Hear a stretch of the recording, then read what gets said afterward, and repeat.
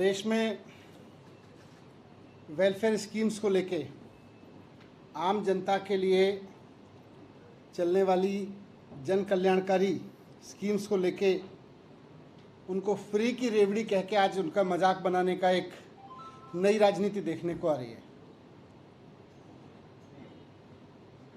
कल देश की वित्त मंत्री, केंद्रीय वित्त मंत्री मैडम निर्मला सीतारमण जी ने इस पर बहुत स्ट्रॉन्ग व्यू पॉइंट रखा अपना कि किस तरह से देश बर्बाद हो सकता है। उन्होंने देश को डराने की कोशिश की कि अगर ये जन कल्याणकारी योजनाएं चलती रहीं, अगर सरकार जनता के टैक्स के पैसे से, पता नहीं उनका डेवलपमेंट का क्या परिभाषा है, बट अगर सरकार जनता के पैसे को सो कॉल्ड डेवलपमेंट में नहीं खर्च करेगी और ये लोगों के वेलफेयर पे खर्च करती रहेगी तो देश बर्बाद हो जाएगा। उन्होंने बहुत स्ट्रॉन्ग व्यू पॉइंट रखा उस पर, उसी पे मैं अपनी कुछ बात कहना चाहता हूँ।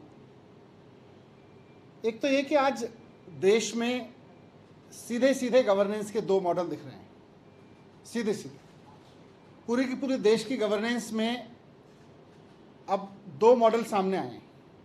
एक मॉडल है जिसमें सत्ता में बैठे लोग अपने दोस्तों को, अपने परिवार के लोगों को मदद पहुंचाते हैं, उनको हर तरह की मदद करते हैं। वो दोस्तवाद का मॉडल है। दोस्तवादियों के मॉडल में सत्ता में बैठे हुए लोगों के टैक्स माफ़ होते हैं, उनके लोन माफ़ होते हैं, लाखों करोड़ के लोन माफ़ होते हैं, और फिर कहा जाता है डेवलपमेंट है, फिर कहा जाता है ये तो विकास के लिए किया जा रहा है देश के। दूसरा मॉडल है कि जनता के टैक्स के पैसे का इस्तेमाल लोगों को अच्छे स्कूल, अच्छे सरकारी स्कूल देने में किया जा रहा है, लोगों को अच्छे सरकारी हॉस्पिटल, वहाँ पे अच्छी दवाइयाँ, वहाँ पे उनके टेस्ट के लिए किया जा रहा है, उनको बिजली, सस्ती बिजली, मुफ्त बिजली देने के लिए किया जा रहा है, तरह तरह की सुविधाएं देने के लिए किया जा रहा है।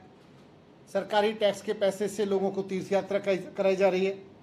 सरकारी टैक्स के पैसे से, जनता के टैक्स के पैसे से महिलाओं को कहा जा रहा है कि आप बसों में चलें और फ्री चलें। बुजुर्गों को पेंशन दी जा रही है। ये सब जनता के टैक्स के पैसे से हो रहा है। तो दो तरह के मॉडल हैं। एक तरफ जनता के टैक्स के पैसे को दोस्तों के हजारों लाखों करोड़ों के लोन माफ़ करने पे, उनके टैक्स माफ़ करने पे खर्च किया जा रहा है, और दूसरी तरफ जनता के टैक्स के पैसे को करोड़ों लोगों के वेलफेयर पे खर्च किया जा रहा है। ये साफ साफ दोनों मॉडल पे आ गई ये बात।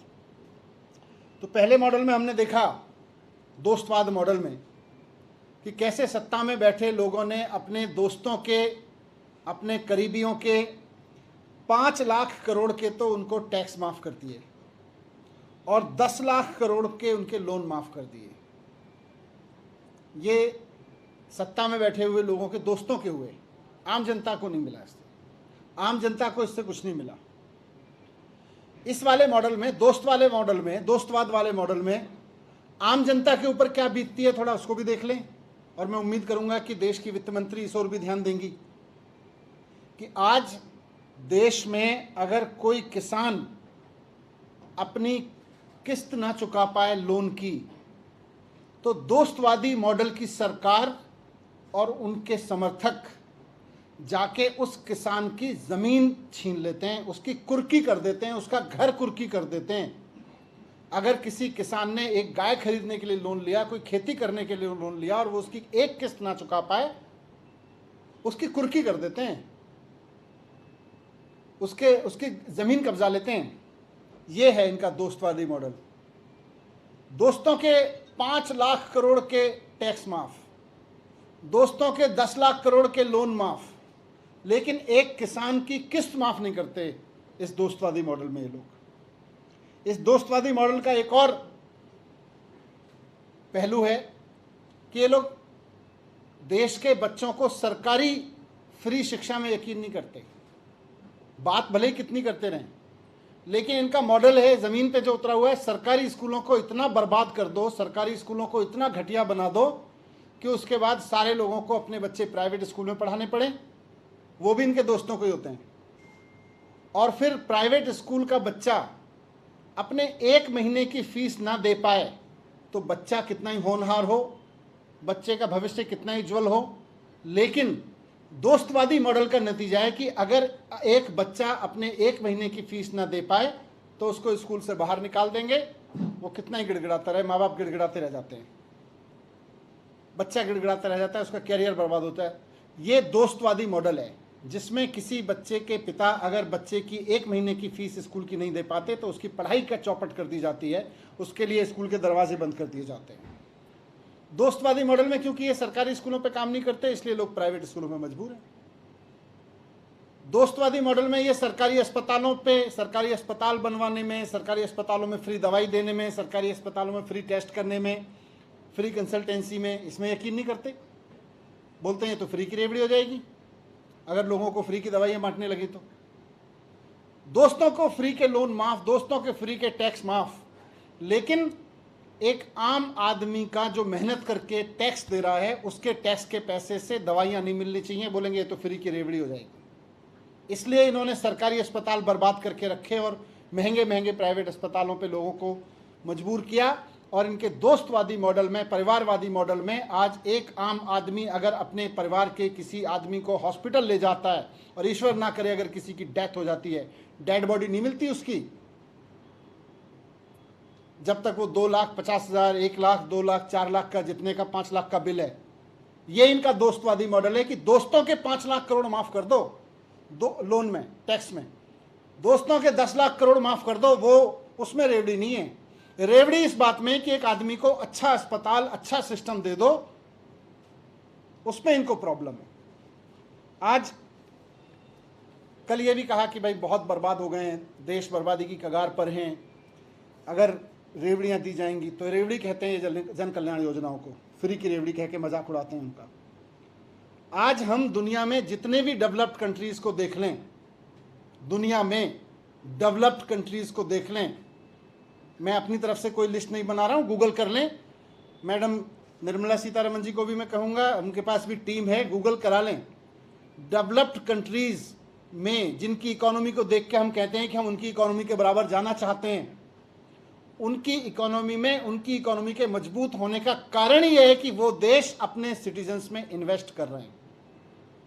वो देश अपने देश के हर बच्चे को, वहाँ की राजनीति, वहाँ की सरकारें अपने देश के हर बच्चे को फ्री एजुकेशन दिलाने में यकीन करती हैं। और खाली बात नहीं करती, वहाँ के 98, 99, कई देशों में तो 100% बच्चों को शानदार फ्री एजुकेशन दी जाती है 12वीं क्लास तक की। इससे देश डेवलप होता है। आप कह रहे हो देश बर्बाद हो जाएगा अगर फ्री में बांट दी शिक्षा, तो आपने फ्री में शिक्षा दे दी तो देश बर्बाद हो जाएगा। आप कनाडा जैसे 39 कंट्रीज हैं, मैंने गूगल किया था, पर मैं चाहूँगा कि देश की वित्त मंत्री भी अपनी रिसर्च कर लें। दुनिया में 39 देश हैं और सारे के सारे डेवलप्ड कंट्रीज हैं जो अपने बच्चों को फ्री एजुकेशन देते हैं।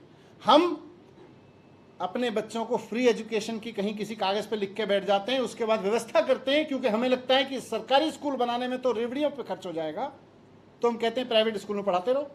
अच्छी एजुकेशन देनी है तो प्राइवेट स्कूल में पढ़ाओ। पूरे देश में इन्होंने सरकारी स्कूलों को बर्बाद करके रखा हुआ है। सोच वही है कि अगर सरकारी स्कूल ठीक कराएंगे, हमें फ्री की रेवड़ी थोड़ी बांटनी है। सीखो देशों से, अगर सीखने की बात कर रहे हो तो। डेवलप्ड कंट्रीज को आप देखो, आज कनाडा, डेनमार्क, ब्राज़ील, यूके जैसे देश हैं, सब अपने देश के लोगों के लिए 100% हेल्थ केयर फ्री देते हैं। 100% हेल्थ केयर। गूगल कर लें, रिसर्च कर लें, बहुत सारी रिसर्च मिल जाएंगी। दुनिया में बहुत सारे विकसित देश ऐसे हैं जहां पीने का पानी फ्री दिया जाता है। बहुत सारे डेवलप्ड कंट्रीज ऐसे हैं जहां बच्चा पैदा होता है, उसके खाते खुल जाते हैं सरकार की ओर से, कई तरह के उसके खाते में बाय डिफॉल्ट, अमीर परिवार में हो, गरीब परिवार में हो, बाय डिफॉल्ट उसके परिवार में पैसा आना शुरू हो जाता है। ये इसकी वेलफेयर स्कीम्स के लिए, ये फलाने के लिए, फलाने इतने उम्र का होगा, इतने उम्र का होगा, उस वक्त के लिए। हम कहते हैं तो फ्री की रेवड़ी हो जाएगी अगर कुछ बच्चों को दे दिया तो। बुजुर्गों के लिए ऐसे ही बहुत सारी इन्वेस्ट। कुल मिला के डेवलप्ड कंट्रीज के डेवलप होने का कारण ही यह है कि वो अपने सिटीजन्स में इन्वेस्ट करने में यकीन रखते हैं। और हमारी सरकार सिटीजन में इन्वेस्ट करने को कहती है। फ्री की रेवड़ियां ये बंद कर देनी चाहिए। स्कूल बंद कर दो, सरकारी अस्पताल बंद कर दो, सरकारी सब कुछ प्राइवेट कर दो, सब कुछ प्राइवेट हाथों में सौंप दो, फिर लोग लुटते रहें, मरते रहें, पिटते रहें, ना पढ़ पाएं, कोई फर्क नहीं पड़ता। सारी योजनाएं बंद कर दो। आज कोई भी इंडेक्स उठा के देख लो देश में, दुनिया की, आप हेल्थ सेक्टर पे देख लो, आप एजुकेशन सेक्टर पे देख लो, वेलफेयर सेक्टर पे देख लो, हमारा देश दुनिया के देशों में सबसे नीचे की लिस्ट में डाल दिया है। क्यों? क्योंकि हमारी सरकारें सोचती हैं दोस्तों के लोन माफ़ कर दो, करोड़ों के माफ़ कर दो, लाखों के माफ़ कर दो, लेकिन लाखों करोड़ों लोगों को सरकार की योजनाओं का फ़ायदा दिया तो फ्री की रेवड़ी हो जाएगी, ये यकीन करते हैं। आज देश में भी देख लें, मैडम फाइनेंस मिनिस्टर हैं, थोड़ा देख लें, देश की इकोनॉमी तो उनके हाथ में है ही, उनके पूरा डेटा है।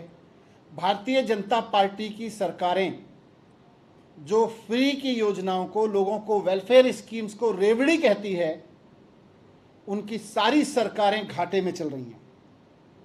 आज उत्तर प्रदेश सरकार का फिजिकल डेफिसिट 81,000 करोड़ रुपीस का है, गुजरात का 36,000 करोड़ रुपीस का है, मध्य प्रदेश का 49,000 करोड़ रुपीस का है। ये पैसा जाता कहाँ है? लोग तो टैक्स दे रहे हैं, ये कह रहे हैं हम टैक्स के लोगों से डेवलप करेंगे। आपने तो टैक्स के लोगों से, जनता के टैक्स के पैसे से डेवलप करेंगे, लेकिन हुआ क्या? जनता के टैक्स के पैसे को पता नहीं कहाँ ले गए, दोस्तवाद में, दोस्तों के लोन माफ़ करने में ले गए, वहाँ तो सरकारी घाटे में चल रही हैं। और पिछले 7 साल से लगातार दिल्ली की सरकार है जो लोगों के वेलफेयर के लिए सारा इन्वेस्टमेंट करती है, एजुकेशन में इन्वेस्ट कर रही है, हेल्थ में इन्वेस्ट कर रही है, फ्री बस, बिजली, पानी, इन सब में इन्वेस्ट कर रही है। और उसका नतीजा है, लोगों में इन्वेस्ट करने का नतीजा है कि लोगों के सरकार भी फ़ायदे में चल रही है, रेवेन्यू सरप्लस चलती है। खुद सीएजी मानता है इस बात को।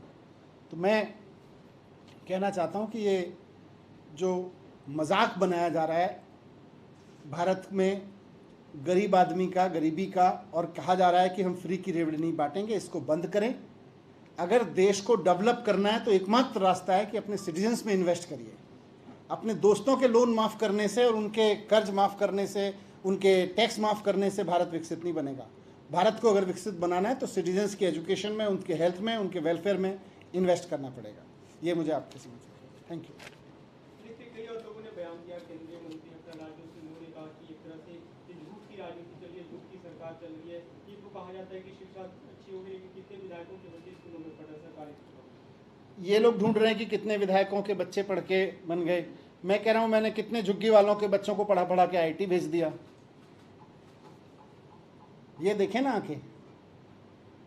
और आप बताएं, आपने सरकारी स्कूल में कहाँ इन्वेस्ट किया हुआ है? पूरे देश के सरकारी स्कूलों की तस्वीर निकल के सामने आती है। सर, खुली बहस की चुनौती या आह्वान दिया है निर्मला सीतारमण ने, कहा कि आप तैयार हैं उसके लिए या नहीं, बताएं ना फिर किस बात पे? दोस्तवाद पे? ये दोस्तवाद की राजनीति करते हैं? खुली बहस करें दोस्तवाद की राजनीति पे। वो दोस्तवाद की राजनीति करते हैं, हम आम जनता की राजनीति कर रहे हैं। मनीष जी, अगर बीजेपी का कोई बड़ा नेता है आपकी तरफ से, अगर कोई बहस का प्लेटफॉर्म तैयार किया जाता तो आप लोग जाएंगे क्या? पर अरविंद केजरीवाल जी ने कहा है, माननीय मुख्यमंत्री जी ने, कि पहले रेफरेंडम कराओ ना। देखो, बीजेपी की राजनीति और आम आदमी पार्टी की राजनीति से ज़रूरी है कि इस देश का आम आदमी अपने देश की सरकार को टैक्स दे रहा है, वो अपने टैक्स का कहाँ इस्तेमाल कराना चाहता है। सत्ता में बैठे हुए लोगों के, दोस्तों के लोन माफ़ कर दिए जाएं और उनके टैक्स माफ़ कर दिए जाएं। आम जनता वो चाह रही है, या आम जनता चाह रही है कि मेरे बच्चे को मैं टैक्स दे रहा हूँ, मेरे बच्चे के लिए अच्छे स्कूल लाओ, अच्छे अस्पताल लाओ, अच्छी सड़कें दो, अच्छी बिजली दो, अच्छा पानी दो। आम जनता के बीच में रेफरेंडम कराए ना।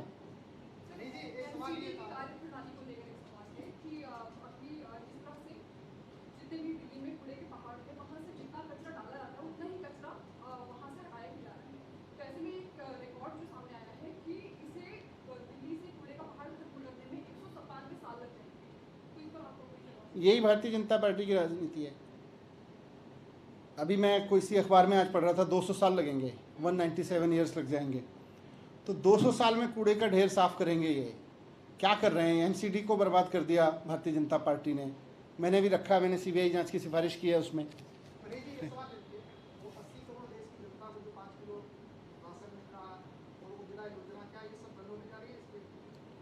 देखिए, ये तो इनको बताना पड़ेगा ना, क्योंकि आज जनता के कल्याण की किसी भी योजना को कहते हैं साहब ये फ्री की रेवड़ी है, फ्री की रेवड़ी है, इसको बंद कर देना चाहिए। तो ये बताएं कि लोन दोस्तों के माफ़ करना फ्री की रेवड़ी है, या गरीब आदमी के घर में चूल्हा जलाना, उसको मदद होना चाहिए टैक्स के पैसे से। तो सीबीआई